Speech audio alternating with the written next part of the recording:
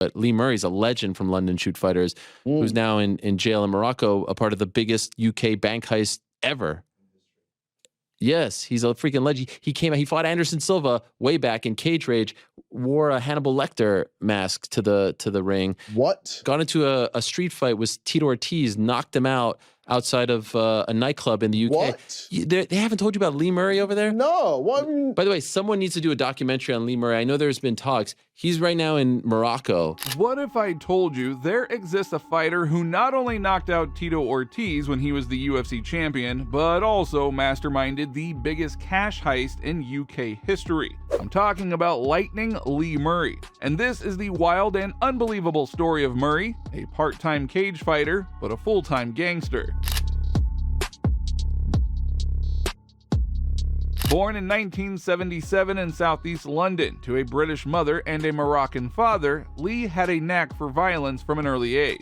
Growing up in the Buttmarsh estate, he and his buddies formed the Buttmarsh Boys, a gang dedicated to protecting their turf. They brawled with kids from other estates, turning their childhood into a series of street battles. Lee's home life wasn't any easier. His father, often drunk and violent, frequently clashed with Lee. One day, young Lee had enough and knocked his father out cold with a single punch. This incident marked a turning point, showing Lee that he had the power to take down a man, boosting his confidence and setting him off on a path of violence. In secondary school, Lee met Paul Allen, who would become his best friend and partner in crime. Lee wasn't interested in academics and was eventually expelled for his behavior. He completed his education elsewhere, but was already more focused on the criminal underworld. Stealing and drug dealing became his primary activities. The Buttmarsh Boys soon found themselves in a turf war with a Nigerian gang that they had mugged some of their friends. The Buttmarsh Boys retaliated with extreme violence, eventually driving the Nigerian gang out and taking over their drug territory.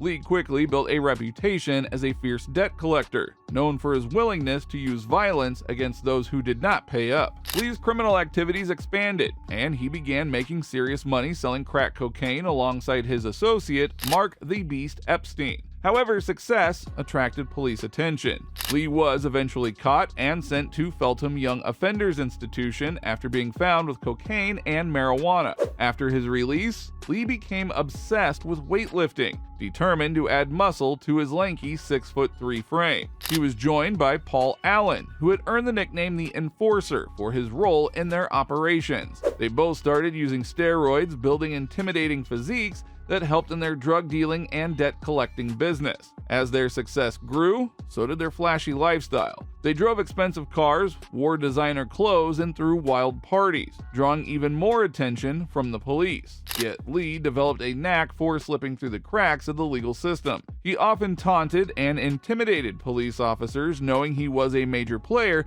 but managing to stay out of jail. In January 1999, during a turf war, the police arrested more than a dozen of Lee's associates, including Mark Epstein, who got a 3-year sentence. Despite being a known figure in the gang, Lee avoided arrest, remaining free while his less involved friends were locked up.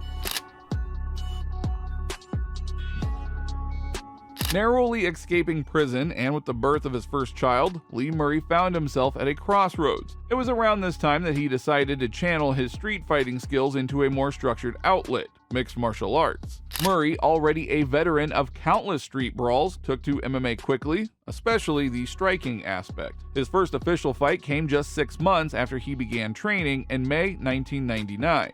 In his debut match, Lee faced off against Rob Hudson and knocked him out in the very first round. The promoter, amazed by the speed of his punches, dubbed him Lightning Lee Murray. This victory motivated Lee to take his training more seriously. He began running more frequently and split his time between Peacock's gym for striking and London Shoot Fighters to improve his ground game. The year 2000 was an important year for Lee. He fought 4 times, showcasing his improved ground game with a Kimura submission in his very first bout of that year. The night before this fight, Lee had gotten into a pub brawl, breaking his left hand. But despite this, he fought the next day, winning with only his right hand. This unconventional preparation only added to his growing legend. Knowing his ground game needed more work, Lee traveled to Iowa to train with the renowned Militich Fighting Systems camp run by UFC champion Pat Militich. Here, he trained alongside legends like Robbie Lawler, who noted the fearsome power of Lee's punches. Away from London's distractions, Lee focused on fixing the gaps in his skills. While in America, Lee entered a 4-man tournament in Wisconsin.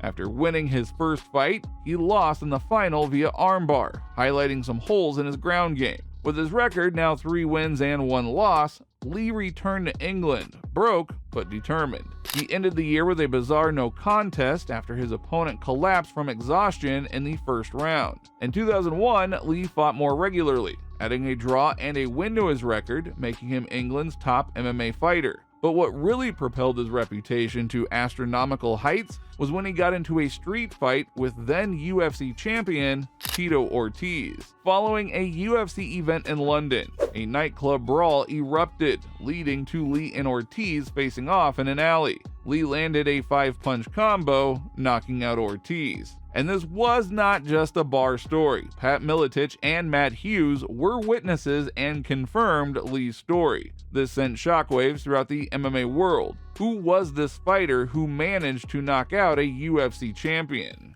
I was in a street fight with Chuck Liddell and Tito Ortiz in London, the famous... Wait.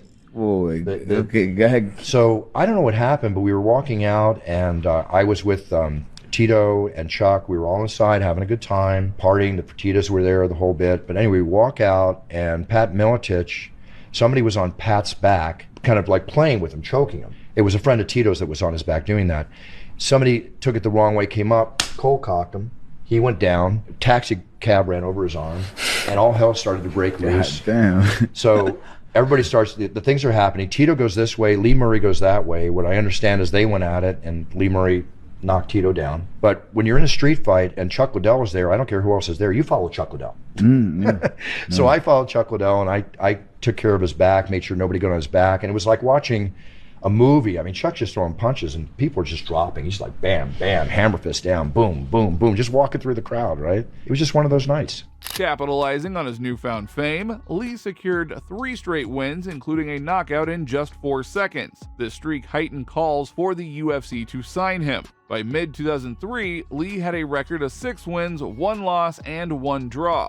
In July, he fought Brazilian fighter Jose Pele Landy Johns in London, delivering a knockout that sent the crowd into a frenzy. Post-fight, Lee called out the UFC, and they finally listened.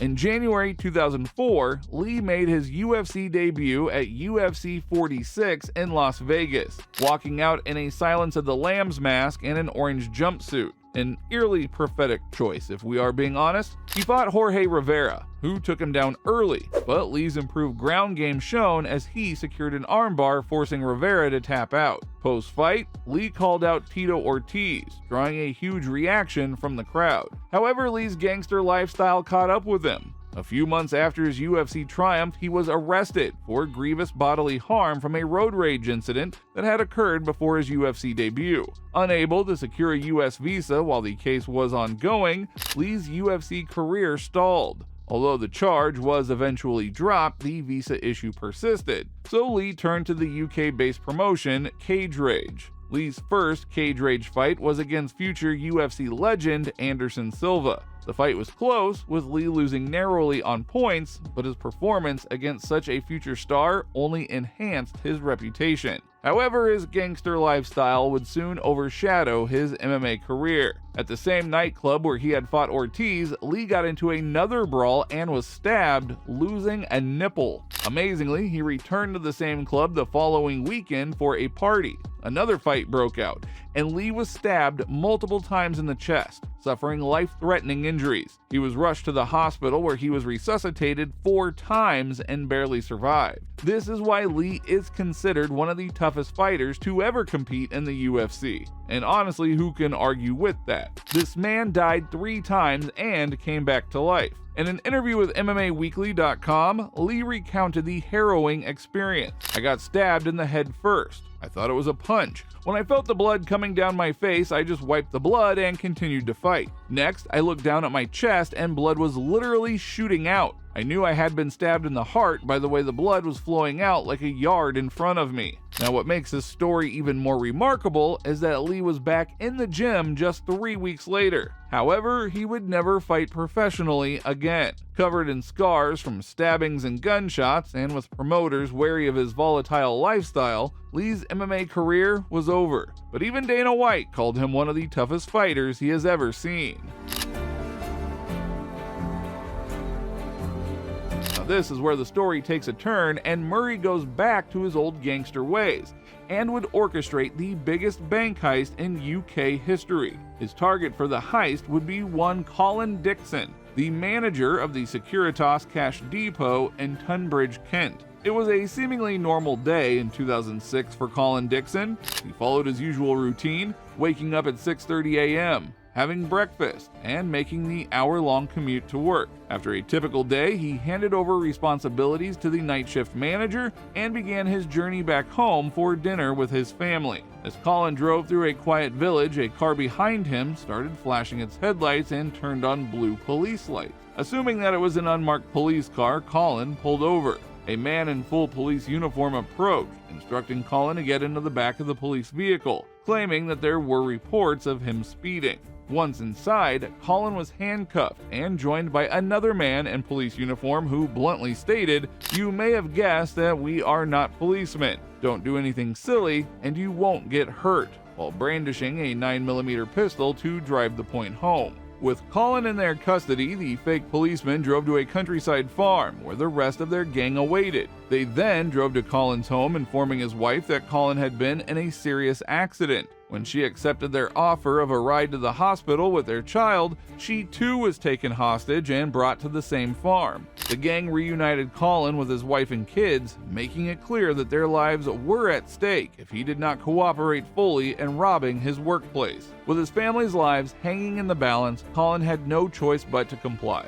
He helped the gang bypass the heavy security at the cash depot, pleading with his colleagues not to trigger any alarms. The gang rounded up the staff, tying them up and posting a guard over them. Some staff had panic buttons that could alert police just 300 yards away, but with Colin begging them to stay quiet for his family's sake, they complied, allowing the robbers to remove their alarms. The timing of the heist was impeccable. The depot contained over 200 million pounds, much more than usual. The gang had detailed information about the depot's layout and security, with Colin providing any missing details. They set about loading as much cash as possible into the lorry that they had brought. In just under 2 hours, they managed to cram an astonishing 53.1 million pounds into the vehicle. Exhausted from moving the huge stacks of cash, the gang prepared to leave. They locked the staff, including Colin's wife and child, into cash cages and disposed of anything with their DNA, like the cups that they had used. Armed with machine guns and pistols, they warned their captives not to do anything foolish before making their escape. Terrified, the victims took a while to try escaping the cages, fearing the gang might still be nearby. Even after freeing themselves, they were too shell-shocked to immediately raise the alarm. By the time the police were alerted, the robbers had a 30-minute head start and were long gone. The entire heist just took over an hour, yet they escaped with over 53 million pounds. If they had brought a larger lorry, they could have taken even more than that. Murray was that crazy English hoodlum, the hoodlum who robbed the bank. You don't know the story? He was a part of the biggest bank robbery in like the history of Great Britain. It's like some lock, stock, and two smoking barrels type. Like, and they made a movie about it? They're making a movie about it. Guy Ritchie is making a movie about Lee Murray. That's how wild this fucking dude is. He's still in jail right now. I think they stole like $80 million, something crazy like that. But these guys had like full-on tactical gear, machine guns, like the whole thing. The Securitas Cash Depot robbery remains the largest cash heist in world history, and it was masterminded by none other than Lightning Lee Murray. But pulling off the heist was one thing. Could they hide such a massive amount of cash from the police? While the heist itself was executed with precision, what followed was a chaotic mess. The gang had planned every detail of the robbery, but they failed to prepare for the aftermath. They didn't have a solid plan for hiding the money or disposing of the cars used in the heist. Inside the cash depot, they destroyed evidence meticulously, but outside, they made rookie mistakes. One robber, for instance, continued using his mobile phone instead of destroying it like the others. This lapse was a significant oversight. As news of the robbery spread, it created a media frenzy. Reporters from all over swarmed Tunbridge, seeking information about the heist of the century. Predictably, a massive police investigation was launched. Within a day, rumors circulated that ex-UFC fighter Lee Murray was involved. The police received a crucial tip that makeup artist Michelle Hogg had helped disguise the robbers. They arrested her, and during questioning, a search of her flat revealed incriminating evidence. Among the findings was a pot of paint with Lee M scrawled on it. I'll let you guess who Lee M is. This discovery began unraveling the plot. The police scored another big win when they found a Volvo van linked to two men, Lee Russia and Jetmir Buckpapa. Inside, they discovered over 1.3 million pounds in cash, a scorpion gun, and a balaclava. Further raids on Russia and Buckpapa's addresses uncovered more damning evidence. Jetmir's car navigation had Colin Dixon's address in its search history, but that was nothing compared to what they found at Russia's address, a hand-drawn plan of the Securitas cash depot under his bed. It was clear that these men were part of the gang. Their litany of mistakes led police right to them within days of the robbery. With two gang members identified, the police nabbed another suspect, Stuart Royal, after finding car keys for the robbery vehicles at his mother's house. This was yet another rookie error, highlighting how little planning went into the aftermath. Within a week of the robbery, the police had arrested 6 suspected gang members and accomplices. They had gathered damning evidence against them, including identifying an inside man, Emir Heisinaj, who had supplied the robbers with crucial information. However, there were still some names that the police were struggling to track down. Despite their initial success, the police knew they had to catch the mastermind behind the heist, Lee Murray. They knew Murray was the key player, but he had gone underground. The hunt for Murray became a top priority as they continued to piece together the details of the heist. Murray's downfall was his underestimation of the police and his overconfidence in his plan. While he had orchestrated a near-perfect heist, his lack of preparation for the aftermath was his undoing. The police were relentless, and Murray's mistakes were catching up with him. As the police closed in, Murray fled the country. The chase became international, with authorities across borders cooperating to track him down. Murray's life on the run was anything but glamorous. He had to constantly look over his shoulder, knowing that the police were hot on his trail. On June 25, 2006, the police finally caught up with Murray in Morocco. His arrest was a significant victory for the authorities and a dramatic end to one of the most daring heists in history. Murray's capture marked the end of the line for the mastermind of the Securitas Cash Depot robbery. 7 months after their arrest, Murray and Allen were sentenced to 8 months for drug possession and assaulting police officers. With this case resolved, extradition proceedings began. Murray's lawyer argued that he couldn't be extradited as a Moroccan national. He also claimed that Murray couldn't return to the UK due to alleged anti-Arab racism in the British justice system. Paul Allen, despite having no Moroccan heritage, tried to avoid extradition by claiming that he wanted to convert to Islam and change his name to Omar. This failed, and he was extradited to the UK to face robbery charges. Back in the UK, 7 other gang members had already been convicted and sentenced. Allen pled guilty to kidnapping, conspiracy to commit robbery, and possession of a firearm, receiving an 18-year sentence. With time served in Morocco and Britain, he ended up serving about 7 years in prison. Murray successfully fought extradition by proving his Moroccan nationality, meaning that he would be tried for the robbery in Morocco. Despite believing he had a better chance there, he was unsuccessful and initially received a 10-year sentence, which was later increased to 25 years on appeal. Finding his sentence too long, Murray attempted to escape prison. He smuggled in saws to cut through his cell window bars and lost significant weight to fit through the small window. The plot was discovered when another prisoner found the saws while stealing from Murray's cell. Murray was unpopular among fellow prisoners due to his possession of luxury items, including a laptop with internet access, drugs, and expensive clothes. Now, 46 years of age, Murray still remains in the Moroccan prison.